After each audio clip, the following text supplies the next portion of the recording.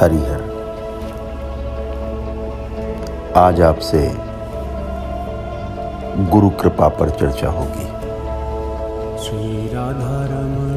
अक्सर आप कहते रहते हो कि गुरुजी यह गुरु कृपा कैसे मिलती है।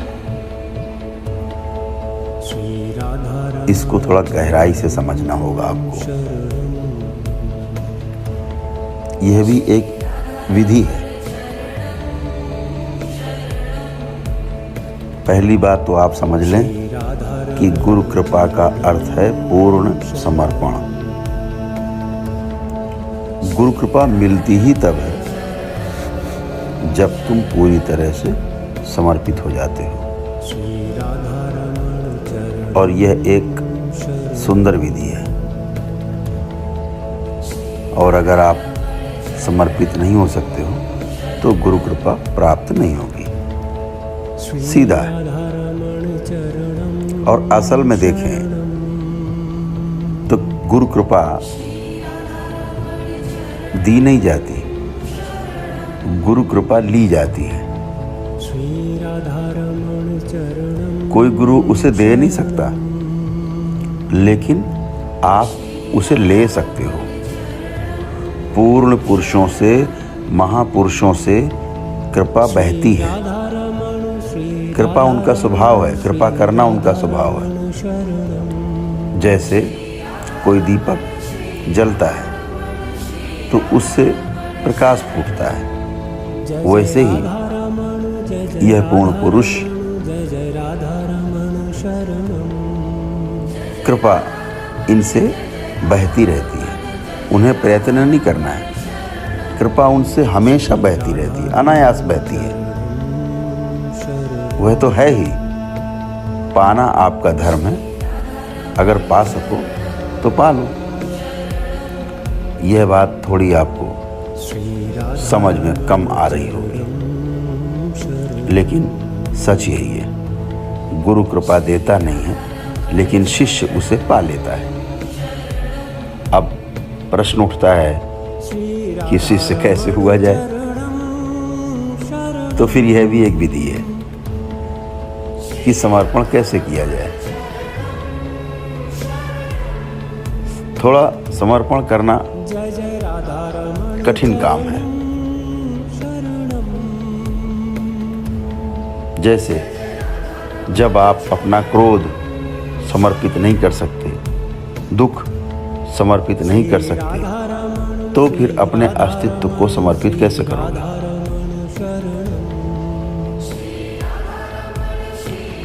सारी व्यर्थ की चीजें नहीं समर्पित कर सकते। ये सब रोग जैसी चीजें हैं। जब आप इन्हें समर्पित नहीं कर सकते तो फिर आप अपने को कैसे समर्पित करोगे। थोड़ा समझिए। समर्पण का अर्थ है पूरा का पूरा समर्पित होना, समग्र समर्पण। आप अपने आप को अपने गुरु के हाथ में छोड़ देते हो और फिर आप कहते हो, अब मैं नहीं हूं, अब आप ही हैं। आप जो चाहे करें। और यह कहकर जब आप प्रतीक्षा करते हो, जब आप फिर गुरु के पास यह पूछने नहीं जाते कि अब आगे आप क्या करेंगे, तब वाकई में आपने सच में समर्पण किया है। आप तो समाप्त हो गए। समर्पण का अर्थ कि आप तो पूरी तरह समाप्त हो गए। अब आपके पास पूछने को कुछ भी नहीं बचा। जब सही समय आएगा तो बात हो जाएगी, लेकिन अब कैसे हो, इसके लिए थोड़ा अत्यधिक सजग रहने की आवश्यकता पड़ेगी। सामान्यतः कई बुद्धिमान लोग ऐसा सोचते हैं कि समर्पण बहुत आसान है। ऐसा सोचना बहुत बुद्धिमानी का काम नहीं है। बहुत लोग सोचते हैं गुरु के चरण छुए और समर्पण हो गया, गुरु के चरणों में मस्तक रख दिया और समर्पण हो गया। यह समर्पण नहीं है, यह श्रद्धा है।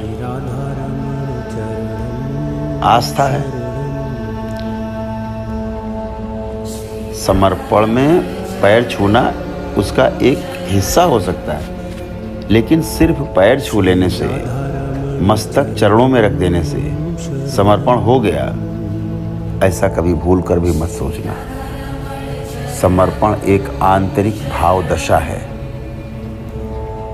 इसमें अपने आप को पूरी तरह से जलाकर खाक कर देना है, राख कर देना है। जहां पर केवल गुरु बचेगा, आप बिल्कुल नहीं होगे, सिर्फ गुरु ही बचता है। इसके लिए और भी ज़्यादा सतर्कता की आवश्यकता है। और ये सतर्कता क्या है? ये सतर्कता तब आती है जब आप किसी विधि का उपयोग करते हो और आप ये अनुभव करते हो कि मैं असहाय हूँ। लेकिन कोई प्रयोग करने के पहले ही अपने असहाय होने का निर्णय मत ले लीजिए, यह गलत निर्णय होगा।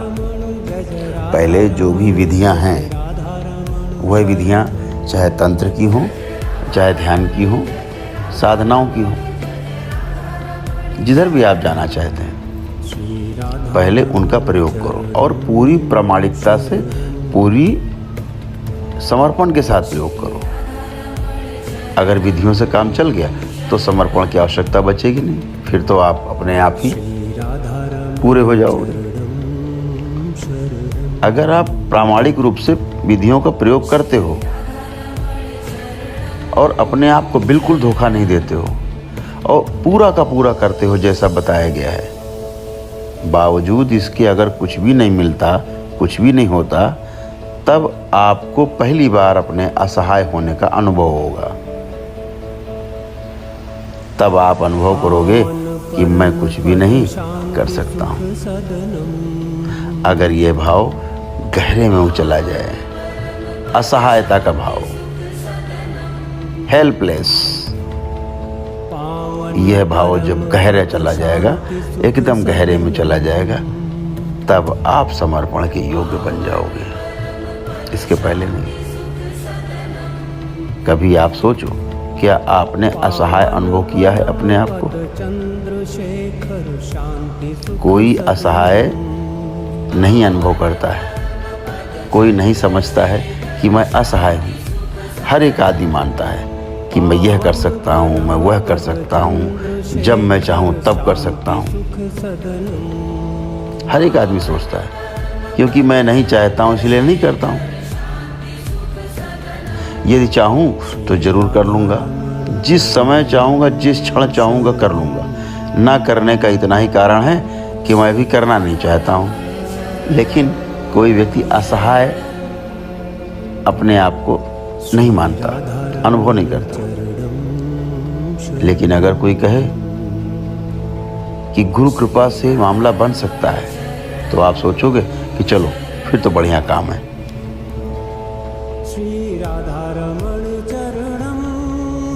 जब कृपा से मिलने का सवाल उठता है तो कहते हो कि अगर दूसरे की कृपा से मिलता हो तो मैं अभी लेने को तैयार हूँ, चलो। ये जो आप कहते हो ना कि जब चाहूँगा तब कर लूँगा, यह असहाय होना नहीं है, यह आलस्य है।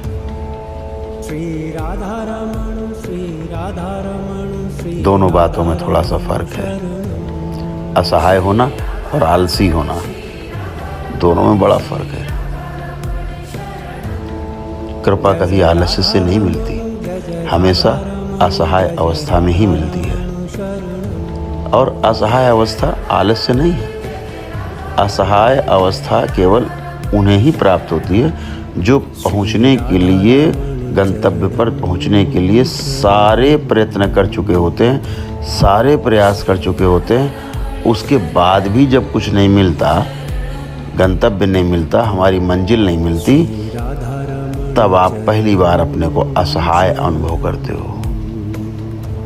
और तभी आप किसी के प्रति समर्पित हो सकते हो, तब आपका समर्पण एक पूर्ण विधि बन जाएगी। समर्पण अंतिम विधि है।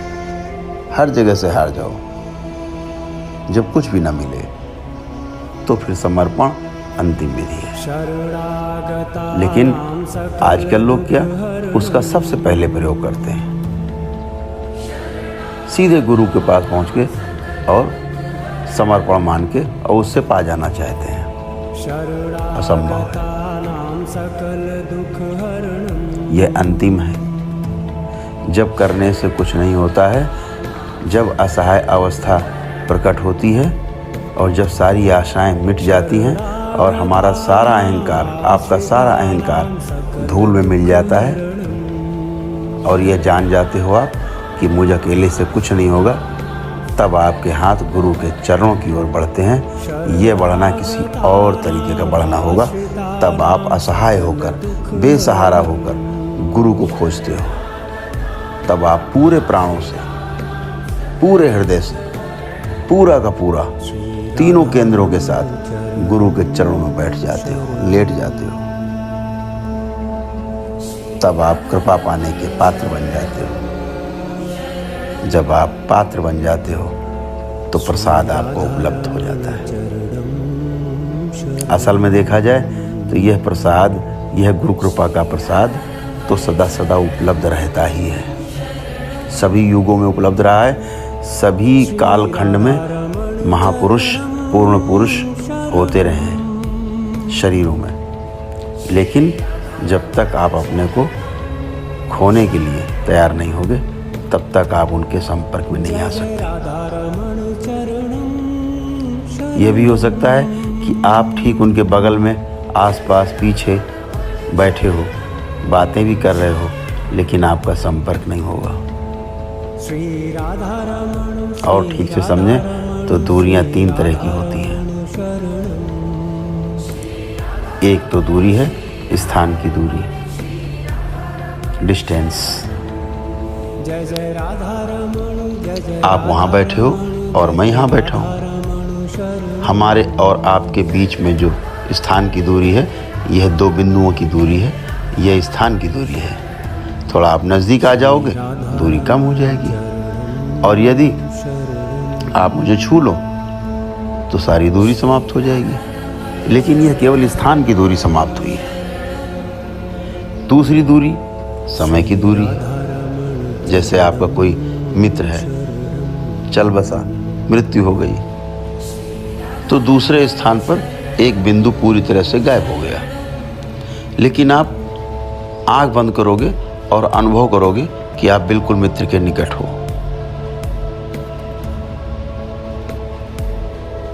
और उस समय कोई व्यक्ति आपके बगल में बैठा होगा, आपको लगेगा वह नहीं है,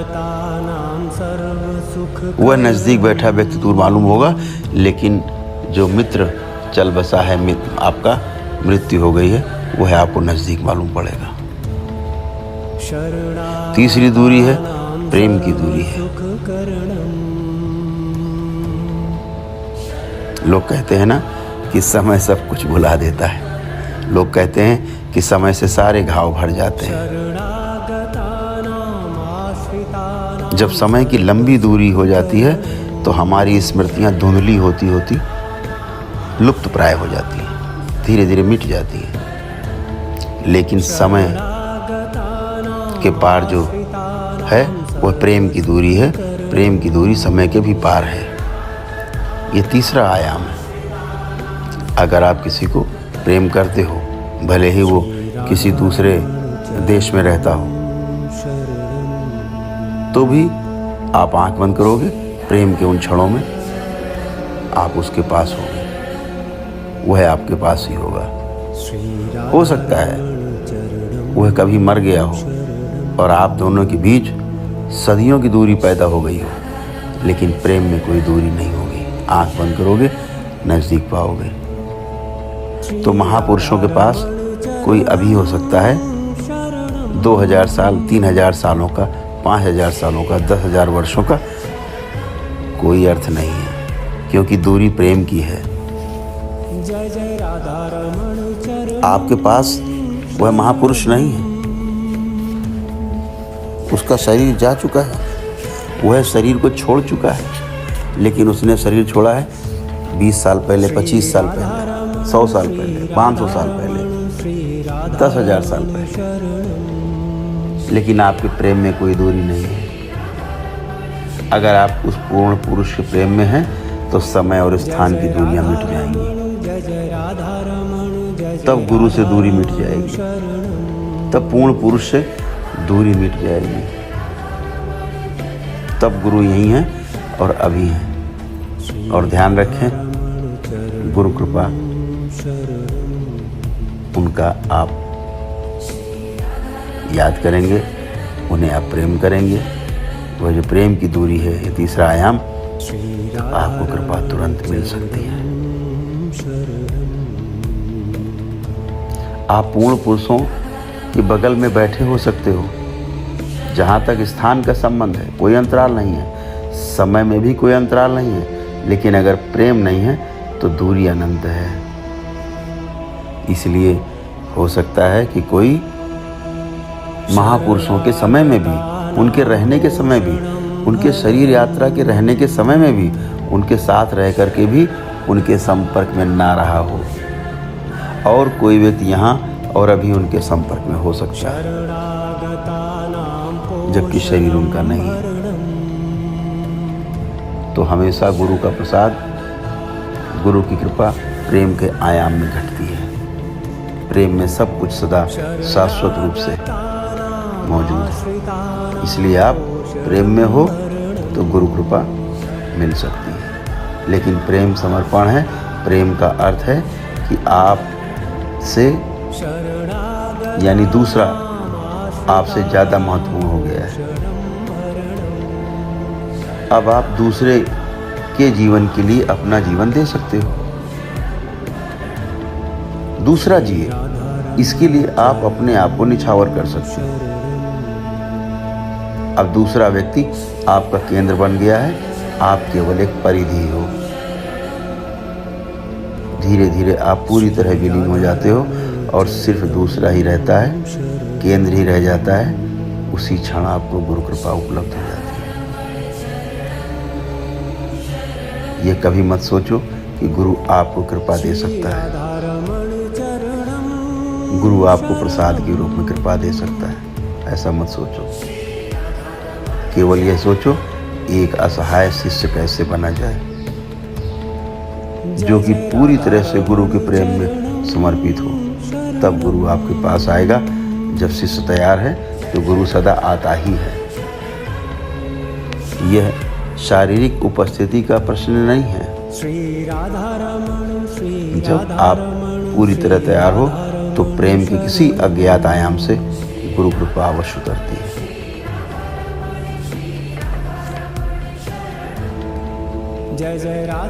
ऐसे अनेक विधियां हैं, लेकिन एक बात हमेशा ध्यान रखो कि आपके मन में विचार आ सकता है कि विधियों के जंगल में भटकने के बजाय गुरु कृपा पाना ज़्यादा बेहतर है। आप सोच सकते हो कि विधियां जटिल हैं और गुरु कृपा सरल है, लेकिन ऐसा सोचने से ही गुरु कृपा नहीं मिलती। पहले अपनी विधियों को प्रयोग में लाओ और ईमानदारी से प्रयोग करो, और यदि आप असफल हुए तो वही असफलता तुम्हारा समर्पण बन जाएगी। समर्पण एक विधि है। धन्यवाद। हरिहर।